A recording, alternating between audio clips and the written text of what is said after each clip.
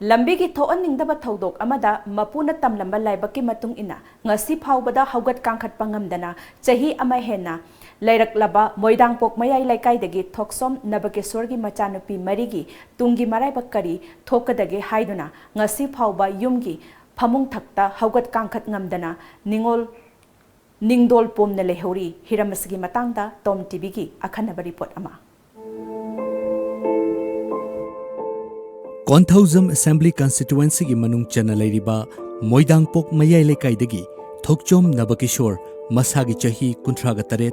haukiba chahi English ngani 18 gi June 13 da leingangpok pida thokiba Lambigee khudong thiba thoudok amadagi ngasi fauba hougat kangkhatuna chatpa yadana leiri thoudok adudagi ngasi fauba thabak subadi lairedana famungdagi hougatpa fauba ngamdana leiri laibak thiba thoudok adu thokiba matung leingakna leikidraba imungda lupa lakh manga amadi asokpa imungda lupa lakh ani makhai pigani haina thajaba pirakhi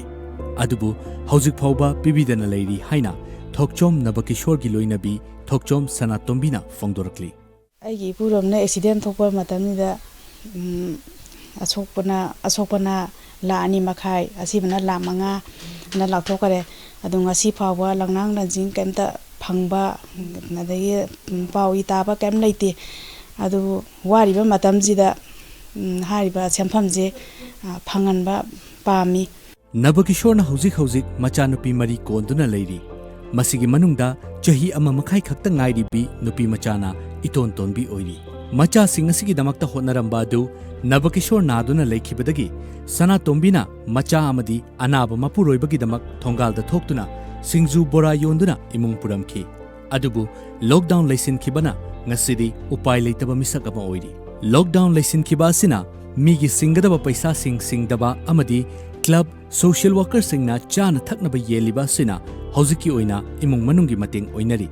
adubu lockdown asina hangdoraklaba matamda karamna hingani haiba si arubo wahang ama oigadawri thonganda aina singjuga kanggoga khaga tekte yombaduna hoji ai adude hemba ai thabamda ai sudri aduduna ju ai mi ogadaba ju mandi isa jingye thakpa ngamgadra iwaje thakpa ngamgadra haibajigi aina sida khalaga dum matam chupada dum khandana dum lei Nabakeshor na fongdorakpada hospital da layingduna leiringai matamda chief minister gi haksel gi tengbang kartagi khara makhai kanaba phanglamki adubu yumda leiraba matamda sizinaba yadabana upai leitre naringai matamda gari mapuna paisa oina khara mateng pangbirakhiba dunatana makhoigini haibada kanamata leite haikhe ikhang khangogdana accident gi wanatana paralysis kumba tawba mama BP stroke kumba tawbada smaina soiba nariba masagi mama phungdagi thoiba sidaida ai government side dagi adagi atopa khogi organization da mateng pangbi bai jamju lei moidagi ju mateng pami na yaragadi aigin haibada kanamta leitabani na isa nupi ngata mari ni na ai tasengna hada government side dagi ai karigumba kharadi ai pami moidi matia Nabakeshor gi macha nupi ahal Thokchom Maya subnatagi class 9 khaktamak tamlibi asina